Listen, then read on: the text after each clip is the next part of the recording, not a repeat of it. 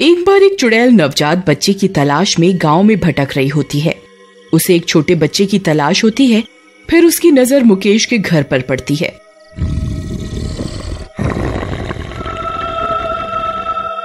उसका बेटा पालने में सो रहा होता है और उसके साथ ही उनका पालतू कुत्ता टफी भी सो रहा होता है। मुझे इसी बच्चे की तलाश थी। तभी टफी चुड़ैल की सुगंध सूंघ लेता है और झट से उठ जाता है। उसे चुड़ैल के आसपास होने का एहसास हो जाता है। वो जोर जोर से भौंकने लगता है।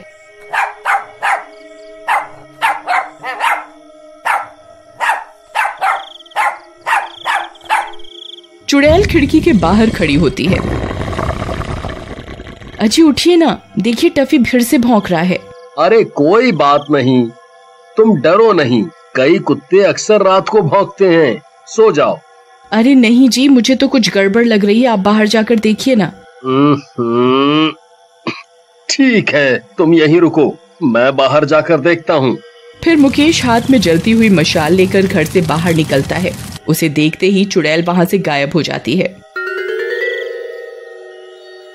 यहाँ तो कोई नहीं है। अरे टफी, तू किसे देखकर भौंक रहा था? यहाँ तो कोई भी नहीं है। फिर मुकेश वापस घर के अंदर चला जाता है। चुड़ैल वहाँ से उड़कर जंगल में पुराने कुएं के अंदर चली जाती है। वहीं मुकेश का पड़ोसी उस चुड़ैल को अपनी खिड़की से देख लेता है। अरे नहीं, आज तो उस कुत्ते ने मेरा सारा खेल ही बिगाड़ दिया।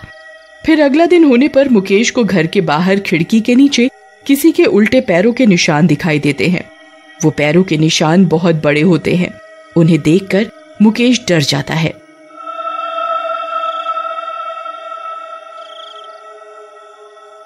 अरे नहीं, जिस बात का डर था वही हुआ। ये निशान किसी आम इंसान के नहीं है। मुकेश भाई, तुम्हारा शक सही है। तुम्हारे मुन्ना पर एक चुड़ैल का साया है। मैंने कल रात अपनी आंखों से देखा था। वो चुड़ैल खिड़की से तुम्हारे घर में झांक रही थी।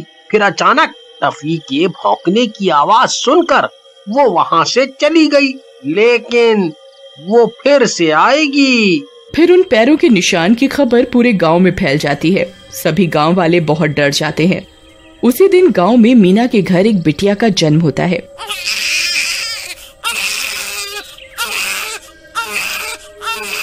जी मुझे तो बहुत डर लग रहा है जी। गांव में एक चुड़ैल घूम रही है जो नवजात बच्चे की तलाश में है। कल रात गांव वालों ने मुकेश भैया के घर के बाहर उस चुड़ैल को देखा था। अरे तुम डरो नहीं, मैं हूँ ना, कोई चुड़ैल हमारा कुछ नहीं बिगाड़ सकती। फिर रात होने पर वो चुड़ैल जैसे ही मुकेश के घर के बाहर पहुंचती है, टफी उसकी मौजूदगी का एहसास कर लेता है और जोर जोर से भौंकने लगता है।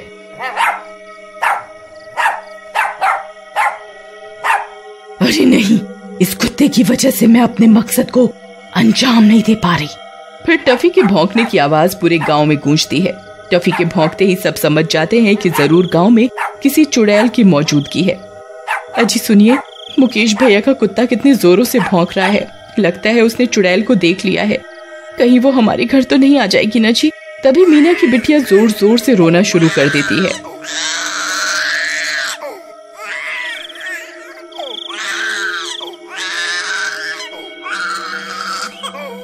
उसके रोने की आवाज उस चुड़ैल के कानों में पड़ती है। अरे वाह, ये कौन रो रहा है? ये तो कोई नवजात लगता है। वाह, अब मैं उसका शिकार करूंगी।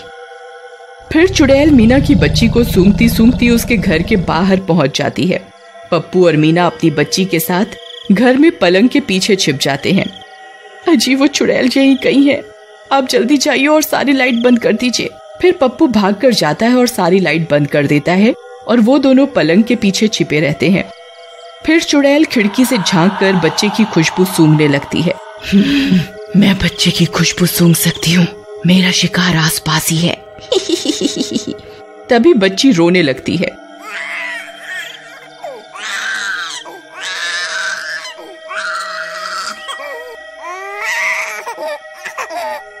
अरे मर गए रे।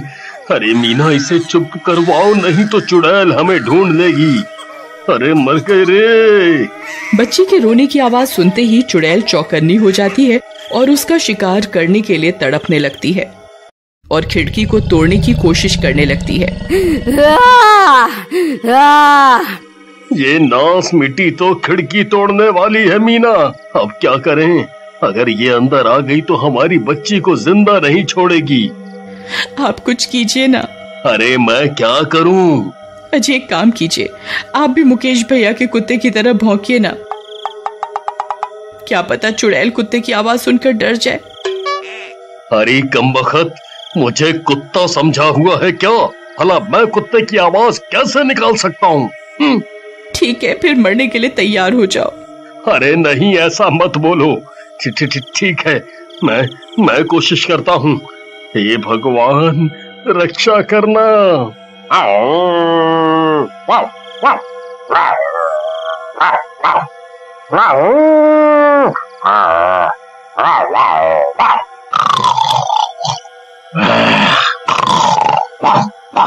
कुत्ते की आवाज सुनकर चुड़ैल वहीं रुक जाती है,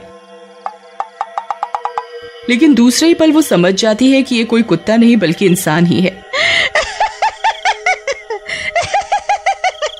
अरे मूर्ख इंसान, तुझे क्या लगता है तू मुझे पागल बना सकता है? आज मैं तेरे बच्चे को नहीं छोड़ूंगी। अरे मर गए रे।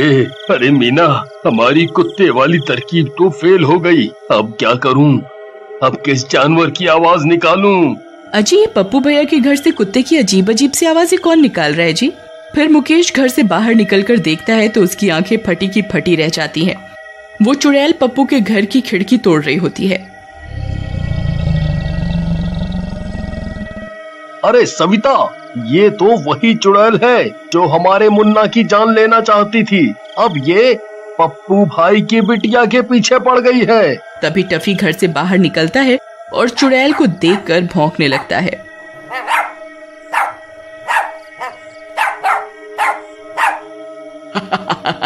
ए मूर्ख इंसान, तुझे क्या लगता है तू फिर से कुत्ते की आवाज निकालकर मुझे डरा देगा?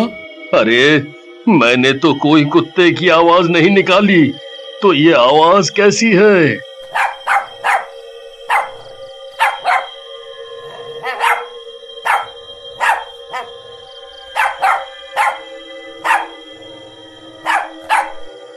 नहीं टफी, रुक जाओ, आगे मत जाओ।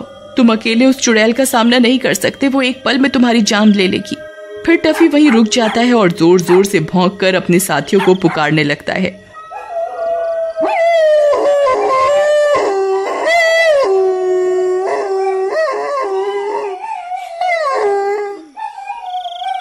सविता, लगता है टफी अपने साथियों को पुकार रहा है। फिर उसकी पुकार सुनकर दूर दूर से और भी कुत्ते वहां पहुंच जाते हैं।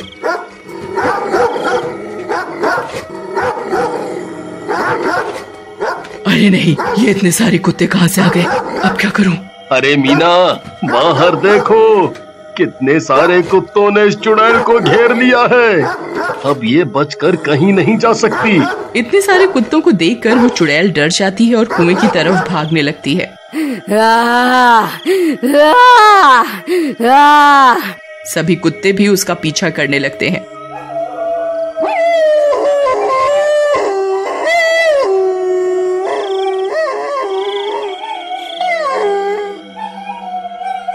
चलो गांव वालों, यही सही मौका है। हमें इस चुड़ैल का पीछा करना होगा।